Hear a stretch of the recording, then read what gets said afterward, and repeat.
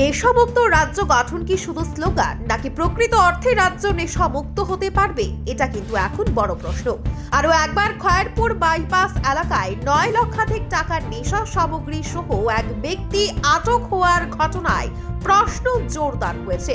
নেশামুক্ত রাজ্য গঠনের স্লোগান ক্রমেই ফিকে হয়ে যাচ্ছে। প্রায় প্রতিনিয়ত রাজ্যের কোনো না কোনো জায়গায় নেশা জাতীয় দ্রব্য সামগ্রীর বাজেয়াপ্ত হওয়ার ঘটনাগুলো প্রমাণ করছে এই সময়ের মধ্যে গোটা ত্রিপুরা রাজ্যের নেশা সাম্রাজ্য ব্যাপকভাবে ঝাঁকিয়ে বসেছে।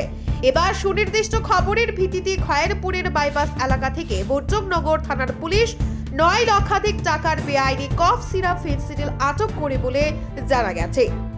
গোটা বিষয় নিয়ে পুলিশের তরফ থেকে দাবি করা হয়েছে সুনির্দিষ্ট খবরের ভিত্তিতে এই অভিযান চলে এবং অভিযান চলাকালীন সময়ে একটা কন্টেইনার গাড়ি থেকে এই বিশাল পরিমাণে বেআইনি কফ সিরাপ উদ্ধার করা হয়।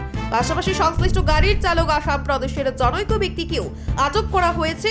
এখন পুলিশ গোটা ঘটনার তদন্ত করছে বলেও দাবি উঠছে। সংশ্লিষ্ট ঘটনার পরিপ্রেক্ষিতে প্রশ্ন উঠতে শুরু হয়েছে, আপনি কি রাজ্য নেশামুক্ত হতে পারবে নাকি প্রকারান্তরে রাজ্যটা নেশার সাগরে তলিয়ে যাচ্ছে?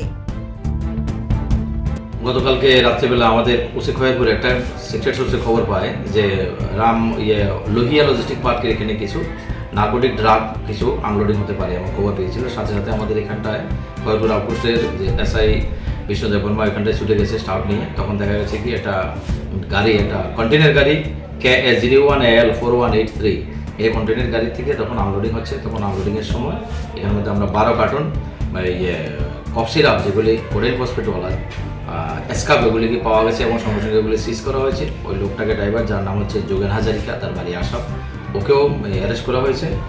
তারপরে আমরা একটা কেস হাতে নিয়েছি, ওকে অ্যারেস্ট করে আমরা সমস্ত প্রসিডিউর মেনটেন করে কেস নাম্বার 78 আর আন্ডার সেকশন 21C, 25 আর 29 NDPS অ্যাক্টে ওকে আমরা আজকে কোর্টে পাঠাবো এবং আমরা পুলিশ রিমান্ড চাইবো যাতে এটার পিছনে কিংপিন কে আছে। আর এটার কালোবাজারের মূল্য অ্যাপ্রক্স 9 লাখ আর মোর দেন 9 লাখ। গাড়িটা কোথায় থেকে আসছিল? গাড়িটা আউট অফ স্টেট, আমাদের ত্রিপুরার বাইরে থেকেই আসছিল। মানে এখানে কোন জায়গাতে এটা? এখানে এলো খয়েরপুর বাইপাস। এটাতে কি কি জিনিস ছিল? এখানে আরও পার্সেলের জিনিস ছিল, ওগুলো অলরেডি আনলোডিং হয়ে গেছে। আমরা যেতে যেতে যখন তো লাস্টে ওগুলো মাল যখন বেরোচ্ছিল তখনও মালগুলি আমরা শেষ করেছি আর কি। তো মালগুলি যখন নামছিল ওই মুহূর্তে আমরা গাড়ি ড্রাইভার সবগুলো পেয়েছি আর কি। 12 কার্টন মাল। কোন জায়গায় উদ্দেশ্যে নেওয়া হয়েছিল? 1920 মতো। কোন জায়গায় উদ্দেশ্যে নেওয়া হয়েছিল এরকম কিছু?